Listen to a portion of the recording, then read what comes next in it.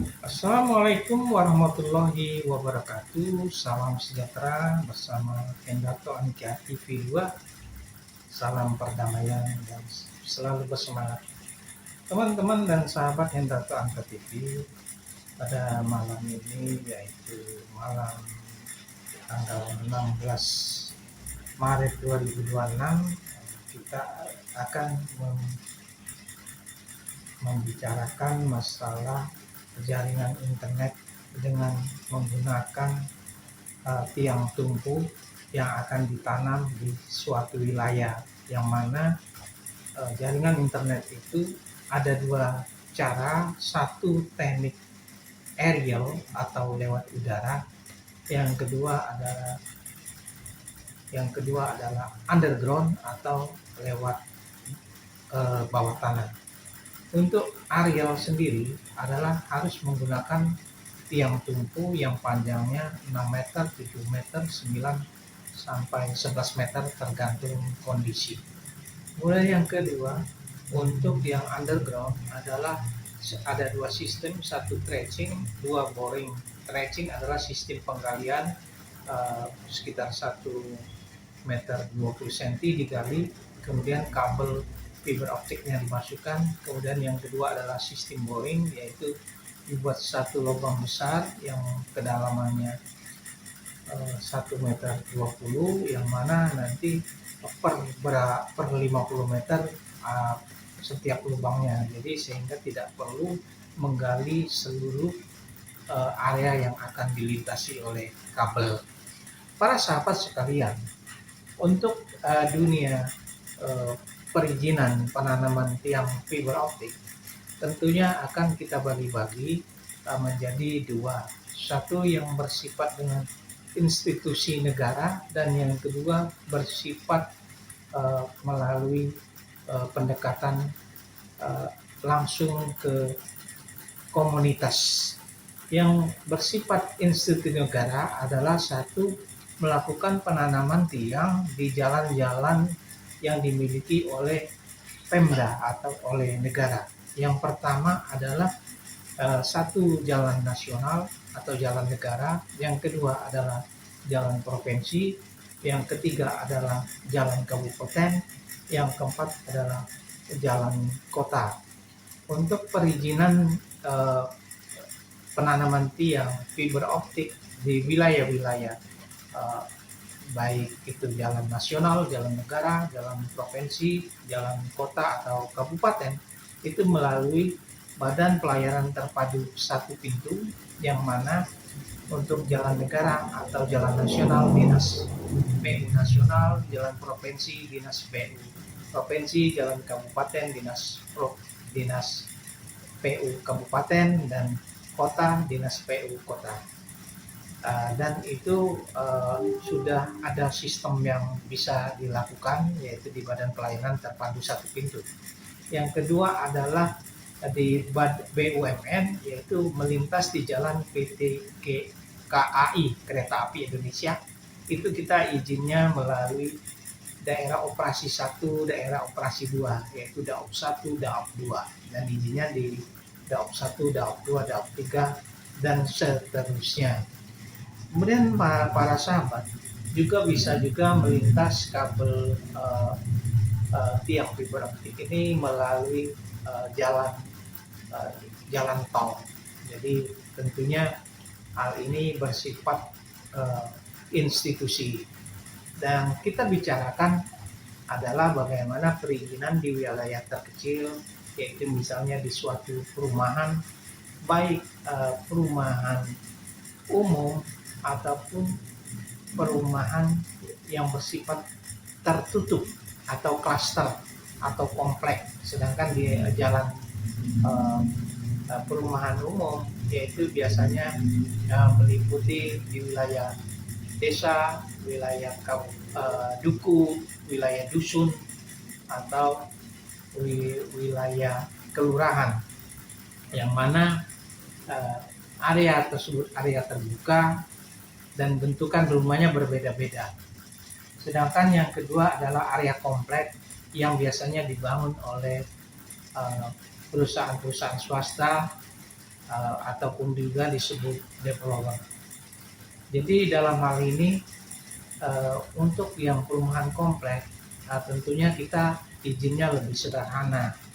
Jadi kita tidak bisa izin ke kepala desa atau ke duku atau ke kepala dusun atau kelurahan, karena komplek biasanya kita melakukan perizinannya di developer atau pengembang perumahan tersebut. Jadi dalam hal ini apabila kita melakukan perizinan, kita cukup izin dengan developer tersebut.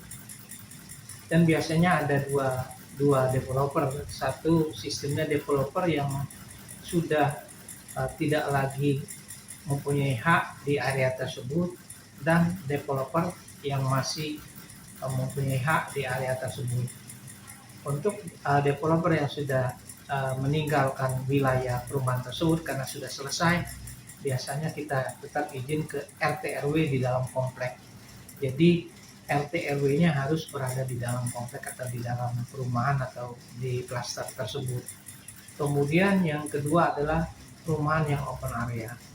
Perumahan open area atau area terbuka sebaiknya kita melakukan izin dulu di ketua tertinggi ataupun kekuasaan tertinggi di wilayah tersebut. Jadi kekuasaan tertinggi tersebut biasanya ada duku atau kepala dusun atau kelurahan atau kepala desa. Kenapa kita harus izin ke pemerintahan tertinggi di wilayah terkecil tersebut? Karena dengan izin ke pemerintahan tertinggi, apabila terjadi masalah, kita dapat dibantu oleh kepala desa atau kelurahan tersebut. Dan biasanya di dalam kelurahan itu ada sistem yang mana disebut 3 pilar, yaitu kelurahan, kemudian babinsa, dan babin kamtipmas. Jadi dalam hal ini penting sekali kita mengetahui sistem 3 pilar tersebut. Dan teman-teman sekalian, dalam perizinan kelurahan atau kepala desa ini, yang paling penting kita harus mengetahui lokasi wilayah tersebut, yang mana apakah organisasi masyarakat di situ sangat berpengaruh. Dalam hal ini untuk wilayah Jawa, perlu sangat diperhatikan adalah wilayah Jawa Barat, karena kalau kita izin di kelurahan atau di desa di situ, tetap harus kita melakukan pendekatan dengan organisasi masyarakat. Sedangkan untuk di wilayah Jawa Tengah, walaupun ada organisasi masyarakat, tidak terlalu berpengaruh atau tidak terlalu dominan. Sedangkan untuk wilayah Jawa Timur, untuk organisasi masyarakat kecil untuk dominasi mereka. Jadi Anda teman-teman adik-adik sekalian harus mengetahui bahwa ada 3 organisasi masyarakat di Jawa Timur, di Jawa Tengah, dan Jawa Barat. Nah, di Jawa Barat sangat dominan.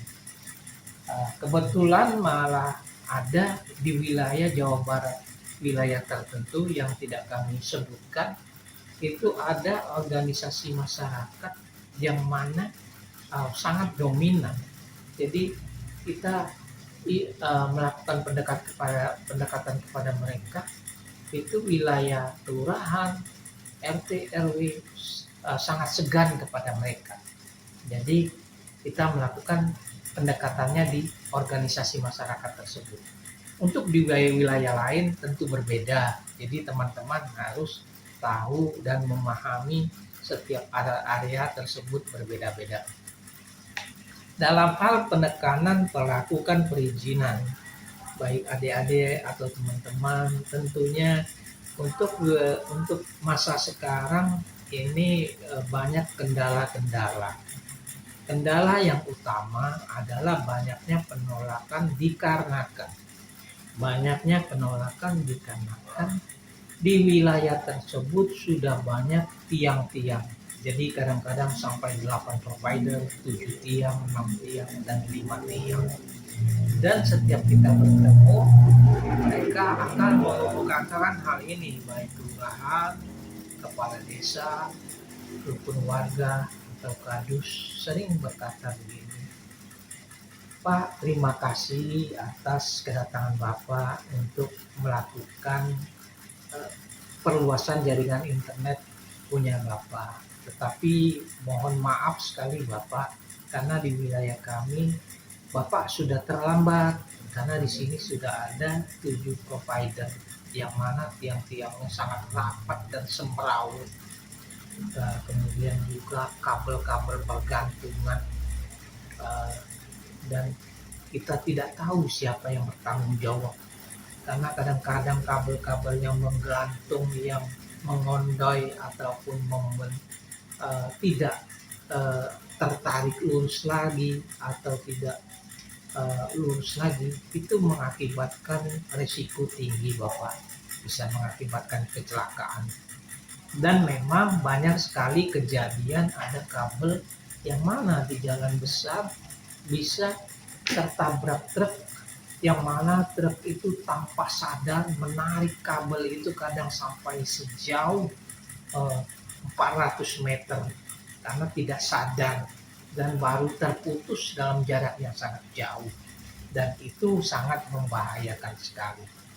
Jadi teman-teman harus berpikir bahwa tiang-tiang yang ada itu harus disesuaikan kondisi. Untuk di jalan eh, negara atau di jalan provinsi, tiangnya harus tingginya 11 meter lebih, sehingga kontainer ataupun mobil-mobil truk bisa melewati daripada kabel yang kita punya. Jadi dalam hal ini sekarang banyak sekali penolakan karena sudah banyak tiang-tiang. Dalam hal menyikapi ini, para perusahaan harus punya strategi yang baik. Pertama-tama mungkin ini adalah bocoran dari kita, beritahu bahwa memang sudah ada 7 tiang, tetapi dengan masuknya perusahaan kita, kita akan melakukan penataan ataupun membantu kabel-kabel yang sudah ada itu akan kita rapikan sebelum melakukan pekerjaan daripada perusahaan kami. Yang kedua, perusahaan kami mudah-mudahan lebih terorganisir, sehingga dalam hal ini penataan atau maintenance-nya akan sangat kita perhatikan, dan bapak-bapak akan kita beri nomor telepon daripada pihak maintenance kami, sehingga apabila ada kabel ngondoi atau kabel yang uh, menggantung tidak sempurna, itu akan cepat diatasi 1 kali 24 jam. Kemudian juga mungkin dalam hal penanaman tiang kita akan menggunakan metode baru, yang mana tiang kita tidak berdiri bersama tiang-tiang yang sudah ada. Jadi kita tiangnya tersendiri, sehingga pemandangan mata tidak menjadi jelek atau estetikanya menjadi buruk. Jadi di sini kelebihan daripada perusahaan kami. Yang kedua, mungkin nanti ada kontribusi yang kita bukan masalah besar atau kecilnya, tetapi manfaatnya sangat baik sekali apabila kami dipersilakan untuk melakukan penanaman tiang dan penarikan perluasan jaringan internet. Jadi memang sangat dibutuhkan sekali bagaimana cara kita mengatasi dari penolakan-penolakan tersebut. Kemudian juga para teman-teman, dalam hal pengerjaan perizinan penanaman tiang sebaiknya dilakukan sosialisasi sampai ke bawah. Apa sebabnya? Karena apabila kita melakukan sosialisasi dalam melakukan pelaksanaan pekerjaan, nantinya dibantu, dan apabila nanti ada problem ataupun blocking dari warga, yang mana nanti akan dibantu dari rukun tetangga ataupun sesepuh di sana, karena kita sudah melakukan sosialisasi, yang mana dalam hal perizinan ini misalnya 80-90% sudah setuju untuk jaringan internet kita berada di sana. Jadi dengan adanya sosialisasi itu akan memudahkan pekerja-pekerja kita, karena pekerja-pekerja